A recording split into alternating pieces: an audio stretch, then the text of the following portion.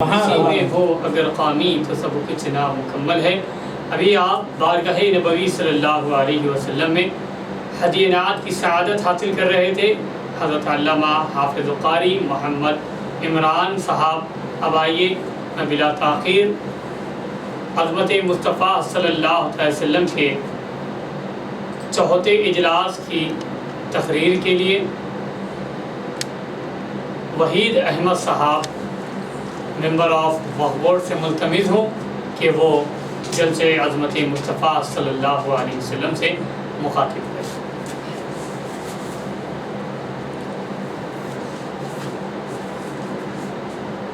السلام علیکم۔ وعلیکم السلام ورحمۃ اللہ وبرکاتہ۔ نحمد و نصلی علی رسول الکریم، اما بعد، لقد کان لکم فی رسول اللہ اسوۃ حسنہ، الحمد للہ رب العالمین۔ آج کے عظمت مصطفیٰ کانفرنس کے رواں مفتی عبدالواسع صوفی صاحب اور آج کے اس عظمت مصطفیٰ محفل کے خاص مہمان اور شہر کی ممتاز شخصیت، ممتاز عالم دین عالی جناب الحاج ڈاکٹر مفتی محمد مستان علی قادری صاحب، ناظم اعلیٰ جامعۃ المومنات اور دیگر اساتذہ کرام، تمام کو میری جانب سے السلام علیکم ورحمۃ اللہ وبرکاتہ۔ وعلیکم السلام۔ آج اس میلاد پاک کی محفل میں اللہ تعالیٰ کا بے انتہا فضل و کرم رہا۔ اللہ نے مجھ ناچیز کو بھی اس محفل کی ایک چھوٹی سی اللہ کے نبی کی عظمت کی محفل میں مجھ کو بھی شریک ہونے کا موقع ملا، اور جہاں تک مومن ٹی وی کے انتظامیہ کا اور تمام ذمہ داران کا، خصوصاً ہمارے مفتی عادل صاحب کا اور دیگر تمام محبان یعنی شمع محمدی کے پروانوں کا میں بےحد ممنون و مشکور ہوں۔ اور ابھی جس آیت کریمہ کو میں نے تلاوت کیا ہے، اس کو سنانے سے پہلے میں ایک چھوٹا سا واقعہ یہ بتا دوں۔ آج جس شخصیت کی عظمت پر یہ محفل سجائی گئی ہے، ان کی ایک چھوٹا سا عظمت کا ایک تعارف میں دیتا ہوا چلوں، کیونکہ آج میرے آقا، میرے اور آپ کے آقا، دونوں جہاں کے آقا نبی کریم صلی اللہ علیہ وسلم کی ولادت کے اس مہینے میں اس محفل سجائی گئی ہے، اور خصوصاً آج کے جلسے میں جو نام دیا گیا ہے عظمت مصطفیٰ کا، میں اسی محمد مصطفیٰ صلی اللہ علیہ وسلم کی عظمت کا ایک چھوٹا سا تعارف آپ کو دیتا ہوا چلوں۔ ایک دفعہ حضرت بلال حبشی رضی اللہ تعالیٰ عنہ نے جب کعبے کے اوپر چڑھے اور اذان دینے کی فکر کرنے لگے، نماز کا وقت ہوا اور اذان دینا چاہتے تھے، لیکن بار بار انہیں کس طرف رخ ہو کر اذان دے وہ سمجھنے سے قاصر تھے۔ بار بار چار کونوں پہ جاتے اور ادھر ادھر دیکھتے، سمجھ میں نہیں آتا، لیکن جب ان کی نظر میرے اور آپ کے آقا نبی کریم صلی اللہ علیہ وسلم پر پڑی تو اللہ کے نبی نے کہا کہ میری طرف دیکھ کر اذان دیجیے۔ سبحان۔ تو میں یہ آپ کو بتا دوں، میرے آقا کی عظمت اللہ نے اللہ کے اس گھر پر ٹھہر کر جس کا ہم رخ کرتے ہیں، لیکن اس پر کھڑنے کے باوجود بھی اللہ نے میرے آقا کی عظمت حضرت بلال حبشی رضی اللہ تعالیٰ عنہ اور نبی کریم صلی اللہ علیہ وسلم کی حیات میں ہی اللہ کے نبی کی عظمت کو اللہ نے دکھلا دیا، اور یہ ہماری اور ہمارے ملت اسلامیہ پر ایک بہت بڑا عظیم تحفہ ہے۔ اللہ کے نبی خود میرے نبی کی حیات میں یہ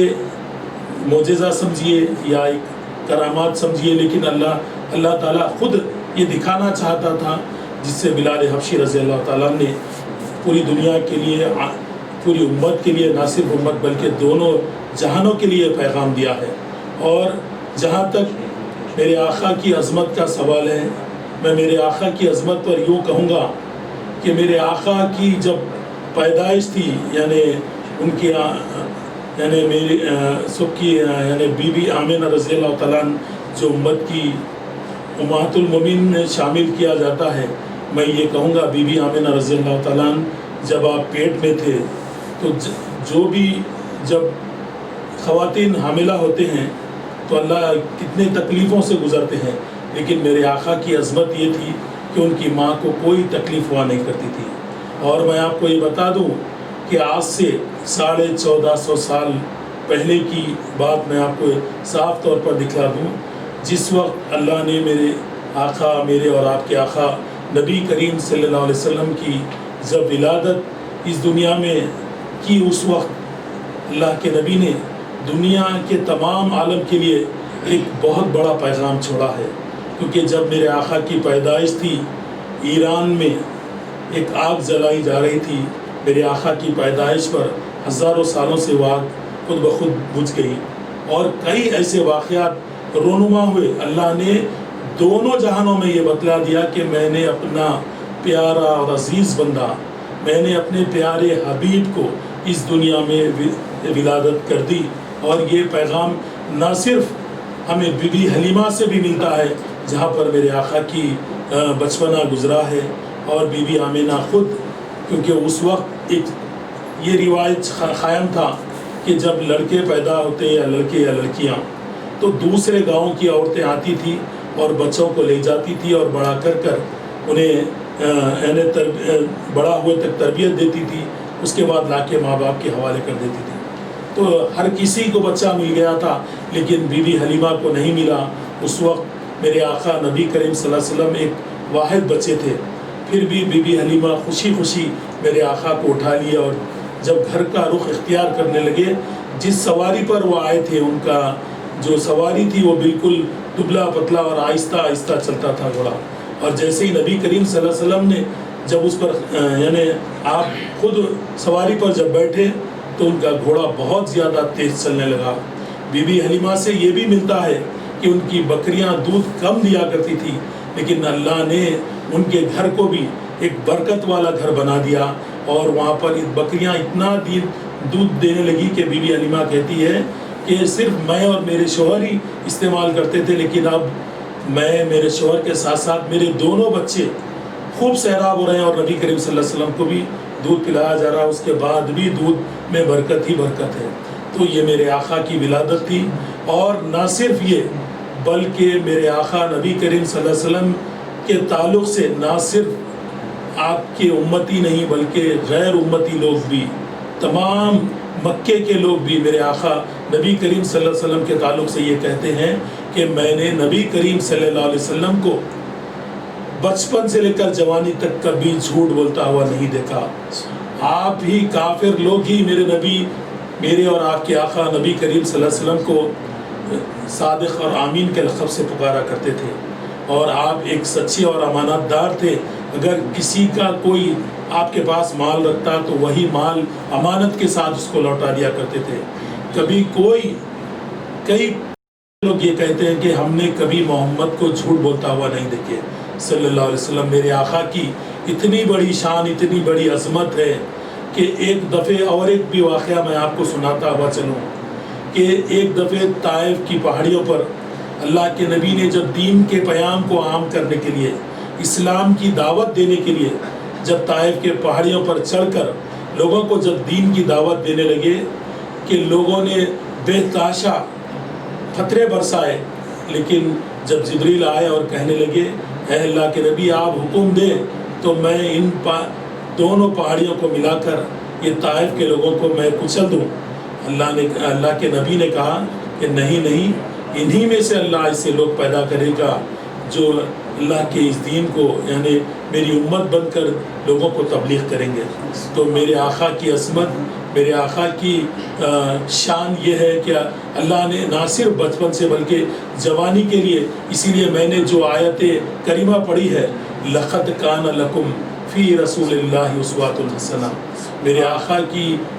پوری تاحیات، پوری زندگی ہمارے لیے ایک نمونہ، ایک اسوہ حسنہ ہے جو ہم کو ہر لمحہ، آج نہیں بلکہ 1400 سال پہلے سے لے کر آج تک اللہ کے نبی کی اسوہ حسنہ ہم کو ایک راہ دکھاتی ہے،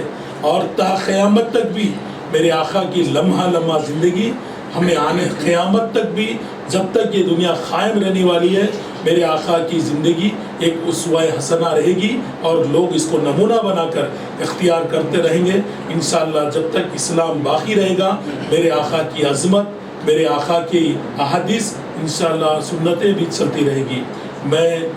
کیونکہ زیادہ یہاں پر مفتی حضرات بھی بیٹھے ہیں، کیونکہ میں میرے اساتذہ خصوصاً شہر کی ممتاز عالم دین مفتی مولانا ڈاکٹر مستان علی قادری صاحب بھی یہاں پر قبلہ بیٹھے ہیں، انہیں بہت زیادہ میں وقت نہ لوں، میں یہ کہتے ہوئے، کیونکہ میں ان کا ایک شاگرد ہونے کے ناطے میں استاد کے سامنے میں زیادہ منہ کھولوں، میں ان کو دعوت دوں گا، کیونکہ اور زیادہ بھی بہت کچھ انداز میں گفتگو کر سکتا تھا، لیکن استاد کے سامنے میں اتنی جرأت نہ کروں، اسی لیے میں صرف یہ کہوں گا کہ میں میرے استاد کو انشاءاللہ پورا سنوں گا، کیونکہ ان سے مجھے اور علم سیکھنا ہے، اس لیے میں زیادہ وقت لیے بغیر یہ کہوں گا کہ کی محمد سے تو نے وفا تو ہم تیرے ہیں، یہ جہاں چیز ہے کیا اللہ تعالیٰ